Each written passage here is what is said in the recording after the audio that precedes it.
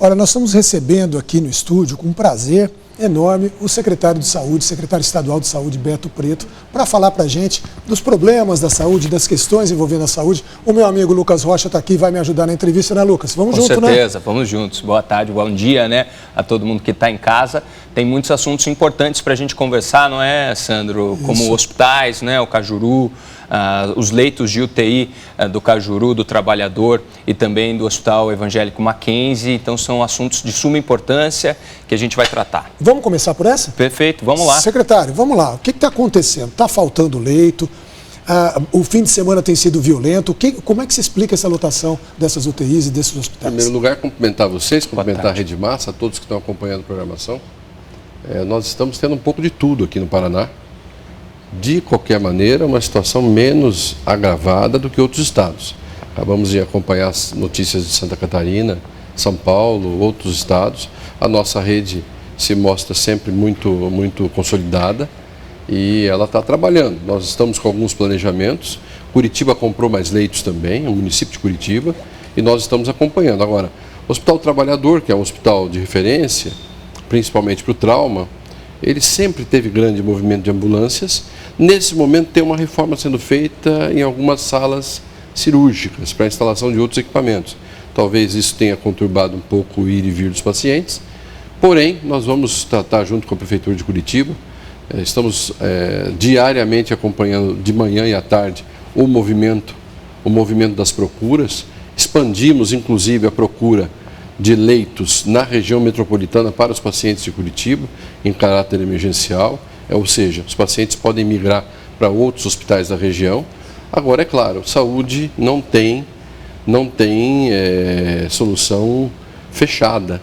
A saúde acontece todo dia, não tem missão cumprida. Você está cuidando de um assunto, outros assuntos acontecem. Então, veja, no momento que nós falamos de vírus circulantes, e temos aí a dengue com muitos casos, aqui em Curitiba também, temos ainda as doenças respiratórias agudas que já começam a também ter procura nas UPAs. O Covid que continua presente. Tudo isso junto não deixa de acontecer o acidente de trânsito, o acidente com arma de fogo, com arma branca, o derrame, o infarto agudo do miocárdio. Tudo isso se junta. Então temos que observar, pedir muito cuidado e cautela para todos, principalmente no trânsito, e continuar avançando. Perfeitamente. Secretário, a gente, para quem está chegando agora, né? A gente já entrando no horário aí do Tribuna da Massa também, o povo do Tribuna chegando, está falando então sobre a lotação, principalmente nos leitos de UTI dos 3 hospitais de referência aqui em Curitiba, Evangélico Mackenzie, Trabalhador e Cajuru. Isso traz também, secretário, uma consequente fila, às vezes, de ambulâncias e unidades de pronto atendimento. O que é feito nesse momento? Qual que é a orientação para a população, quem está assistindo o SBT Notícias e agora o Tribuna da Massa também?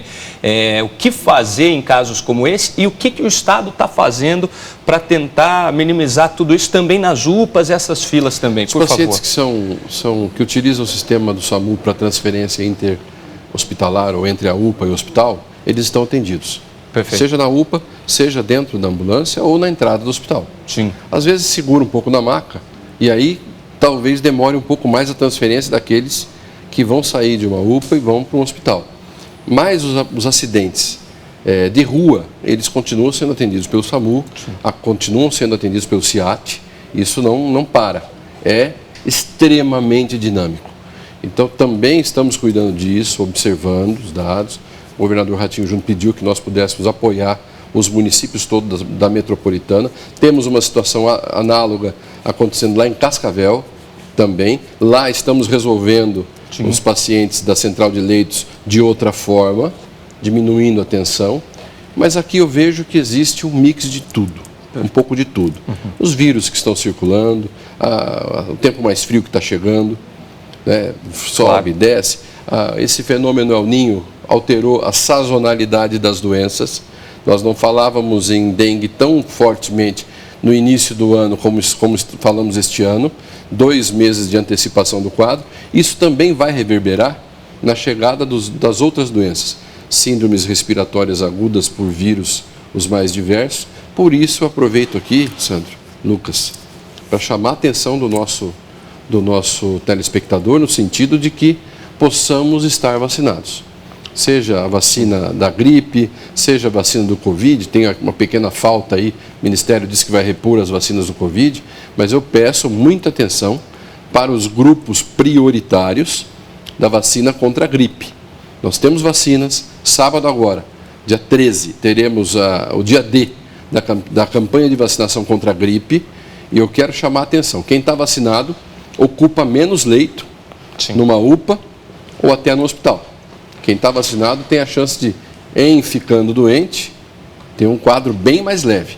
Então, quero chamar a atenção, falar de vacina, às vezes, depois de tanto que a gente já falou nos últimos anos, pode soar, não quero mais falar disso, que remete a algo muito triste que foi a pandemia, mas é a vacina que nos dá a condição de continuar enfrentando todos esses períodos. Secretário, diante do que o senhor falou, quando é que um cidadão que está vendo agora o Tribuna da Massa, ele deve estar pensando, quando que eu vou procurar uma unidade de saúde, quando eu não devo procurar uma unidade de saúde? Verdade. Como é que ele decide isso? Então, todos os quadros de desconforto, de febre, dor de garganta, tosse, dor nas articulações, tudo isso remete a fazer o diagnóstico, seja de uma síndrome respiratória, seja de um quadro de dengue. Nós vivemos esse mix nesse momento. Então, tendo os primeiros sintomas, deve procurar sim a unidade básica de saúde do seu município, do seu bairro. Aqui em Curitiba existe uma organização muito forte desse processo. Secretário, mas aí ele chega lá e está lotado. O que ele faz? A unidade básica de saúde, a Curitiba tem mais de 100. Sim. Então, acho que é importante, lá também tem médico, lá também tem enfermagem, aqui na capital, na região metropolitana, todas as unidades podem atender esse tipo de caso e começar a fazer o diagnóstico clínico. No caso de dengue, tem 4 níveis diferentes. O nível 1, o nível 2, o A e B, eles podem ser tratados em unidade básica de saúde, sem necessitar até de uma UPA. Mas indo para a UPA, ainda tem uma possibilidade de não ser internado. Então, nós estamos verificando isso agora. É importante ressaltar, dá para evitar. Claro. Sem mosquito, não tem dengue. Sim. Sem mosquito, não tem dengue, não tem óbito por dengue. É uma doença evitável. Estamos passando por um momento duro. Quero acreditar que estamos no patamar.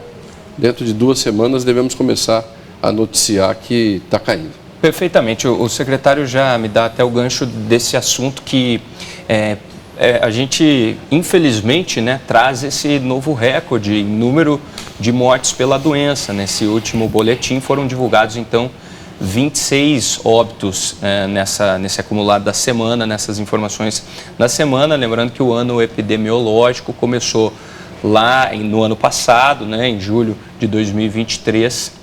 E então, assim, são números que nos preocupam, mas aí o secretário já traz a informação de que a expectativa na curva do que se espera, essa curva, o ápice da dengue, a gente pode estar vivendo agora, então o que se espera é uma queda nesses números, secretário. Estamos aguardando isso de maneira muito ansiosa até. 2 semanas já que praticamente estamos no patamar. Deve ficar mais 2 semanas e começar a cair. Tenho incentivado os municípios a notificar todos os casos, notificar no sistema e não no caderninho, para que nós possamos ter um número real de tudo que está acontecendo e, ao mesmo tempo, é importante frisar, também continuar fazendo a estratégia, porque vai arrefecer a dengue, não totalmente, como foi no ano passado, e até aqui na Rede Massa, chamei a atenção. Verdade. Estamos no inverno e vamos ter casos de dengue muito fortes no final do ano, no começo de 2024, porque tínhamos notificações de dengue no inverno. Isso não acontece, geralmente. E vai arrefecer a dengue e vai entrar fortemente a doença respiratória. Por isso, a necessidade das vacinas. A vacina contra a gripe está à disposição, vamos ter mais estoque de vacina contra o Covid, principalmente os mais idosos, se puderem, depois de 6 meses, tomar o reforço da vacina para o Covid, assim que nós tivermos mais estoque nos municípios, será fundamental, porque isso vai poupar a vida de muita gente. Pode parecer pouco, Lucas, mas olhando nos olhos de todos aqui, a vacina muda a escalada da doença. Sim. Com a vacina, nós conseguimos poupar muitas vidas. Estamos perdendo vidas de maneira evitável para a dengue, infelizmente, porque ela veio muito forte.